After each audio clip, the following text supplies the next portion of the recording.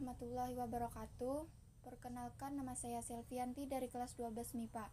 Di sini saya ingin mempresentasikan materi mengenai kebugaran jasmani. Sejarah kuno kebugaran jasmani. Dalam masyarakat primitif, sukan dan pendidikan jasmani merupakan satu aspek yang amat mustahak dalam kehidupan sehari-hari. Masyarakat primitif yang kurang stamina, kemahiran, keteguhan, dan kegagahan akan merugikan komuniti mereka.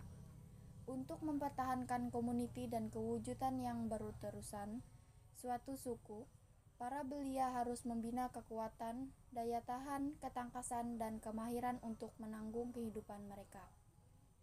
Di antara aktivitas kemahiran termasuklah memanah, melempar gada dan lembing, memburu binatang, membuat senjata dan sampan, menangkap ikan, dan mendayung kolek. Aktivitas perkembangan langsung secara fisikal adalah seperti berenang, berlari, dan mendaki gunung.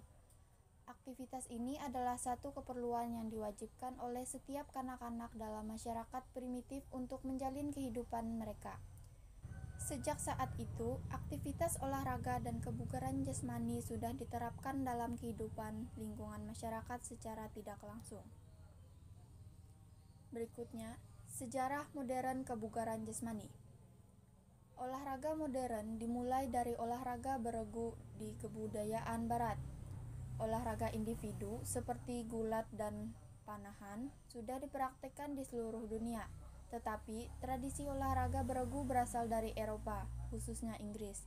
Olahraga mulai diatur dan diadakan secara berkala sejak Olimpiade kuno sampai pada abad ini.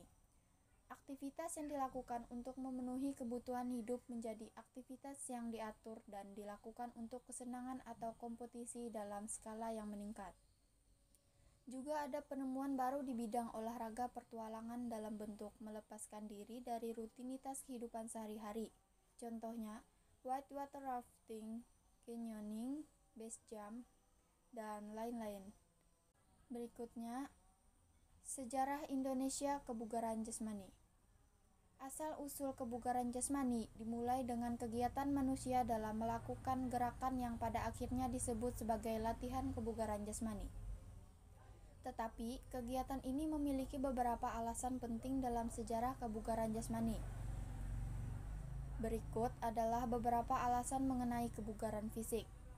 Yang pertama, membuat beberapa gerakan yang menjadi cara sehingga orang dapat mendukung kehidupan sehari-hari mereka. Yang kedua, gerakan jasmani menjadi kebutuhan dasar mutlak sebagai makhluk hidup. Yang ketiga, hidup aktif dengan terus melakukan gerakan tertentu. Orang akhirnya dapat menghindari hipokinesia. Selanjutnya, peraturan dalam kebugaran jasmani. Sarana dan prasarana. Sarana pendidikan jasmani adalah segala sesuatu yang sifatnya tidak permanen, dapat dibawa kemana-mana atau dipindahkan dari satu tempat ke tempat lain. Menurut Kamus Besar Bahasa Indonesia dijelaskan, sarana adalah segala sesuatu yang dipakai sebagai alat dalam mencapai maksud dan tujuan. Contoh, bola, raket, pemukul, tongkat, balok, raket tenis meja, shuttlecock, dan lain-lain. Sarana atau alat sangat penting dalam memberikan motivasi peserta didik dengan sungguh-sungguh dan akhirnya tujuan aktivitas dapat tercapai. Sedangkan, prasarana secara umum diartikan sebagai segala sesuatu yang difungsikan sebagai penunjang utama suatu proses. Pada kebugaran jasmani, prasarana itu sendiri memiliki fungsi memudahkan dan memperlancar tugas serta sifatnya permanen. Sebagai contoh, stadion, gedung olahraga, lapangan bola voli, lapangan basket, lapangan tenis meja, dan lain sebagainya. Berikutnya alat dan bahan yang digunakan dalam kebugaran jasmani. Salah satunya adalah matras dan stopwatch. Berikutnya, teknik melakukan push-up. Teknik melakukan push-up tanpa modifikasi atau push-up biasa. Yang pertama, mulailah dengan dada dan perut rata di lantai.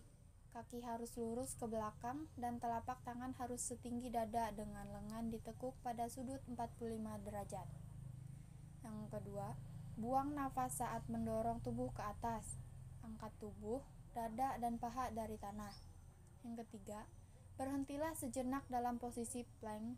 Pastikan mempertahankan otot inti tetap kencang. Yang keempat, tarik nafas saat menurunkan tubuh kembali ke posisi awal secara perlahan. Berikutnya, teknik melakukan sit up.